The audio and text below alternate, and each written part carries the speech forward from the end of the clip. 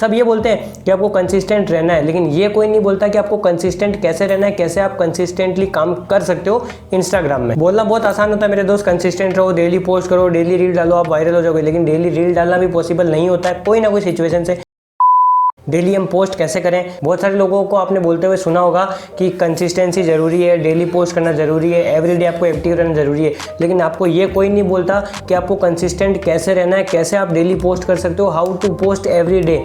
क्योंकि सबकी लाइफ अलग अलग है यार, जरूरी नहीं है कि आपकी लाइफ में सिर्फ एक इंस्टाग्राम ही है जिसको आप एवरी डे मतलब एवरी सिंगल डे आप उसको टाइम दे सकते हो, पोस्ट कर सकते हो। तो आज की वीडियो में आपको यही बताऊंगा कि how to post every day, कैसे आप कंसिस्टेंट रह सकते हो, कैसे आप डेली पोस्ट कर सकते हो, कैसे आपकी लाइफ में अगर कुछ भी चल रहा है तो आप उसको थोड़ा सा टाइम निकाल के कैसे सारी चीज़ों को आप मैनेज कर सकते हो। ये चीज़ आपको कोई भी नहीं बताएगा मेरे दोस्त। सब ये बोलते हैं कि आपको कंसिस्टेंट रहना है, लेकिन ये कोई नहीं बोलता कि आपको कंसिस्टेंट कैसे रहना है, कैसे आप कंसिस्टेंटली काम कर सकते हो इंस्टाग्राम में। बोलना बहुत आसान होता है मेरे दोस्त, कंसिस्टेंट रहो, डेली पोस्ट करो, डेली रील डालो, आप वायरल हो जाओगे, लेकिन डेली रील डालना भी पॉसिबल नहीं होता है कोई ना कोई सिचुएशन से पोस्ट करना भी नहीं होता है। बहुत सारा स्ट्रेस आ जाता है कि मैंने आज गैप ले लिया तो मेरी रीच डाउन हो जाएगी, ये सब कुछ दिमाग में स्ट्रेस डालता है। तो ये सारी चीज़ों से आप कैसे हट सकते हो, कैसे आप एवरीडे पोस्ट करने के लिए अपने आप को तैयार कर सकते हो, क्या चीज़ें कैसे काम करती है, सबके बारे में बात करेंगे। वीडियो को एंड तक देखना। एंड तक देखने के बाद अगर आपको पसंद आती है तो वीडियो को लाइक कर देना, चैनल पर पहली बार आए तो सब्सक्राइब कर देना। कोई डाउट होगा वो भी आप कमेंट बॉक्स में पूछ सकते हो। देखो एक चीज़ आपको भी पता है कि सोशल मीडिया के अलावा भी आपकी एक पर्सनल लाइफ है, आपकी एक ऑफलाइन लाइफ भी है ऑनलाइन लाइफ के अलावा।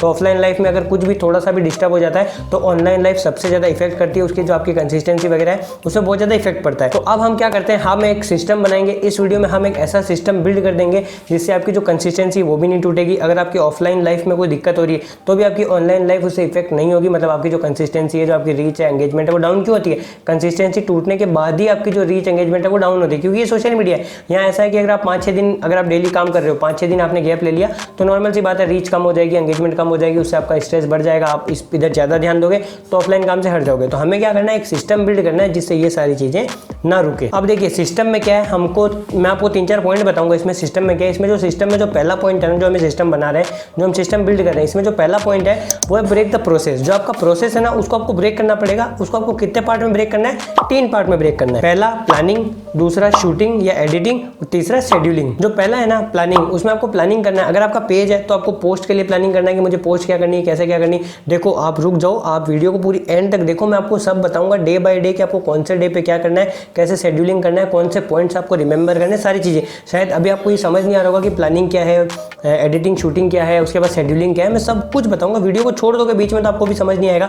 एंड तक देखो, ये काफ़ी मैंने स्क्रिप्ट लिखी है इस वीडियो की, काफ़ी अच्छी स्क्रिप्ट है इस वीडियो की, तो आप पूरा देखोगे तो आपको सारी चीज़ें समझ आएगी। अब प्लानिंग में आपको जो पहला पॉइंट है ब्रेक द प्रोसेस, उसका सब पॉइंट है प्लानिंग।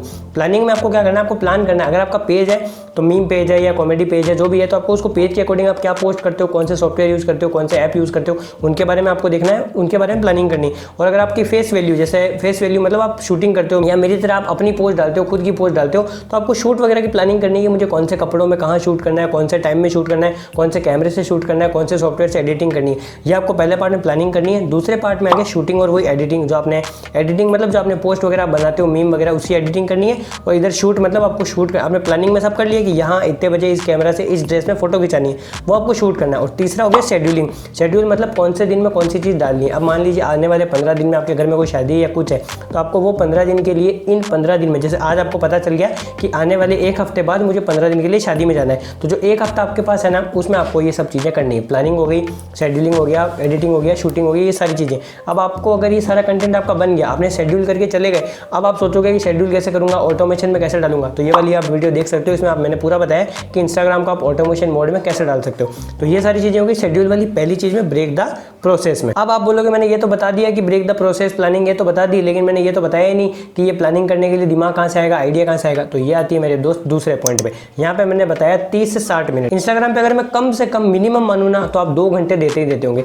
तो आपका 2 घंटा भी मुझे नहीं चाहिए। आप 30 से 45 मिनट मानो, अपना 30 से 45 मिनट का एक ऐसा स्लॉट बनाओ, वो भी कंटिन्यू नहीं है कि 30 से 45 मिनट कंटिन्यू, 2-5 मिनट इधर ले लिया, फिर आपने कुछ काम कर लिया, फिर 2-5 मिनट फिर कुछ काम कर लिया, 2-5 मिनट, जो आपको सुविधा लगे, जैसा आपको कंफर्टेबल लगे उस हिसाब से, कोई भी प्रेशराइज नहीं है। तो 30 से 40 मिनट आपको ऐसे निकालने हैं जिसमें आपको क्या चीज़ें देखनी है, ऑब्जर्व करना है। क्या ऑब्जर्व करना है, क्या चीज़ें चल रही है, कौन से साउंड ट्रेंडिंग में चल रहे हैं, लोग क्या डाल रहे हैं, मेरे कंपटीशन वाले क्या पोस्ट कर रहे हैं, कितने बजे पोस्ट कर रहे हैं, किस टाइप की पोस्ट कर रहे हैं, उन पर कितना एंगेजमेंट आ रहा है, कितना एंगेजमेंट नहीं आ रहा है, कौन सी पोस्ट उनकी लो जा रही है, कौन सी पोस्ट उनकी अप जा रही है, लास्ट 5 दिन में उन्होंने ऐसा क्या पोस्ट किया है जो वायरल हुआ है, जो वायरल नहीं हुआ है तो वायरल नहीं हुआ है। तो मुझे भी वैसी चीज़ नहीं करनी, आपको वही चीज़ चेक करनी है अपने नीश वालों की। ऐसा नहीं आप अलग चीज़ चेक करो, अलग अकाउंट को चेक करो, आपकी जो नीश है ना वही नीश को आपको चेक करना है। कितने 30 से 45 मिनट पर डे में, ये प्लानिंग में आप इसको डाल सकते हो कि मैं 30 से 45 मिनट ये सारी चीज़ें चेक करूंगा, उसे मैं ऑब्जर्व कर लूंगा कि मुझे क्या पोस्ट करना है। तीसरा पॉइंट आ गया मेक ए रूटीन, जो मैंने स्टार्टिंग में आपको बताया था ना कि मैं आपको बता दूंगा कौन से डे में क्या करना है। तो अब आप इसमें ये कर सकते हो अपने हिसाब से। देखो मैं भी आपको बोलूंगा ना कि ये करो, तो आप वो चीज़ टाइम टेबल बना लोगे तो वो कभी फॉलो नहीं होता टाइम टेबल।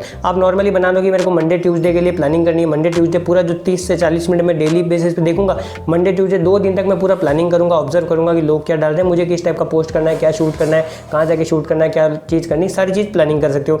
वेडनेसडे थर्सडे को आप अपना शेड्यूलिंग कर सकते हो, या फिर जो भी शूट है आपका, एडिटिंग है एडिटिंग कर सकते हो। उसके बाद सैटरडे संडे को आप पूरा शेड्यूल कर सकते हो अगले हफ्ते के लिए। मान लीजिए ये संडे है, एक हफ्ते जो पिछला वीक है वो आपने पूरा प्लानिंग हो गया, आपका एडिटिंग हो गया, शूटिंग हो गया, सब किया। संडे को आपने शेड्यूल कर दिया कि मंडे को ये पोस्ट आएगी, ट्यूसडे नहीं थर्सडे को ही आएगी, फ्राइडे को ही आएगी, सैटरडे को ही आएगी, संडे को आएगी। 5-6 पोस्ट आपकी हो गई। अब आप सोचिए एक हफ्ता अगर आपके पास टाइम नहीं है तो भी आपकी कंसिस्टेंसी नहीं टूटेगी। वो ऑटोमेशन पे आपका एक हफ्ता चलता रहेगा, वापस जो नेक्स्ट वीक आया उसमें वापस वही शुरू कर दो पूरा देखने के लिए कब शूट करना है, कब क्या करना है। फिर संडे को शेड्यूल कर दो। अगर आपके पास ज़्यादा ही टाइम नहीं है तो आप 15-20 दिन का भी शेड्यूल कर सकते हो। आप मानोगे नहीं, मैं एक शादी में कहीं पे गया था, लगभग 15-20 दिन के लिए मेरी कंसिस्टेंसी मुझे भी लग रहा था छूट जाएगी, लेकिन मैंने एडवांस में वीडियो बनाई, शूट किया, उनको एडिट किया, उनको शेड्यूल कर दिया यूट्यूब पर। तो 15-20 दिन में जो भी 4-5 वीडियो मेरी आनी थी वो कंसिस्टेंटली टाइम में आई। और जो वो लोग मेरे जहाँ पे साथ थे वो यही बोलेगी तो यहाँ आ गया, तेरा काम तो वहाँ छूट जाएगा और कंसिस्टेंसी छूटेगी तो तेरी रीच कम हो जाएगी।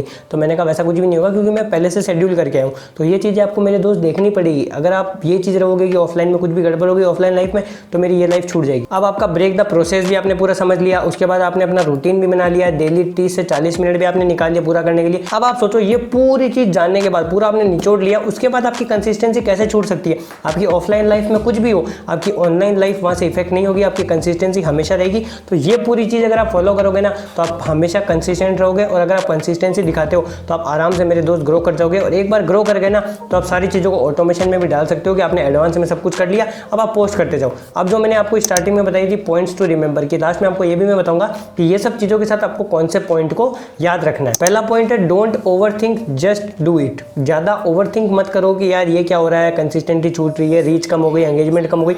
आप अपना 100% दो, जो आपने सोचा है ना वो करो यार, करके दिखाओ यार किसी को। ये मत सोचो मत बस कि मैं ये कर लूँगा, वो कर लूँगा, ऐसे कर लूँगा, वैसे कर लूँगा, नहीं होगा। आज जो चीज़ सोच रहे हो ना वो 10 दिन बाद अगर 10 दिन करोगे ना तो 11वें दिन आपको रिजल्ट दिखेगा। और 10 दिन अगर सोचते रहोगे तो 11वें दिन भी सोचते रहोगे, जहाँ आज हो वहीं 11 दिन बाद भी वहीं रहोगे। 11वें दिन या आने वाले टाइम में अगर आपको अपने आप को यहाँ से यहाँ दिखना चाहते हो ना तो आज आपको काम करना है, चाहे वो पढ़ाई हो, चाहे आपका करियर हो, चाहे आपका कोई भी चीज़ हो। अगर आप कोई चीज़ करोगे ना तभी उसका रिजल्ट आएगा, चाहे नेगेटिव है चाहे पॉजिटिव है, आपको रिजल्ट मिलेगा। नेगेटिव आएगा तो और मेहनत करोगे, पॉजिटिव आएगा तो भी मेहनत करोगे, मेहनत तो करनी है आपको। तो ओवर थिंक मत करो, जस्ट डू इट। दूसरा मैंने आपको पूरा इसमें निचोड़ में समझा दिया कि आपको एडवांस में कंटेंट को क्रिएट करके रखना है ताकि आने वाली सिचुएशन कुछ भी हो आपकी कंसिस्टेंसी नहीं छूटनी चाहिए। Be honest to yourself, मतलब हमेशा अपने आप के साथ ऑनेस्ट हो। अपने आप को झूठा दिलासा मत दो कि हाँ मैं ये कर दूंगा, वो कर दूंगा, ऐसा हो जाएगा, वैसा हो जाएगा। नहीं, हर चीज़ करोगे उसके बाद ही रिजल्ट आएगा। तो अपने आप के साथ कभी भी चीटिंग मत करना। तो ये सारे पॉइंट थे जो आपको ध्यान रखने हैं। अगर आपको वीडियो पसंद आई तो वीडियो को जरूर लाइक कमेंट शेयर करें, और कोई डाउट है तो आप कमेंट बॉक्स में पूछ सकते हैं। मिलते हैं एक नई वीडियो एक नए टॉपिक के साथ, तब तक के लिए जय हिंद, वंदे मातरम।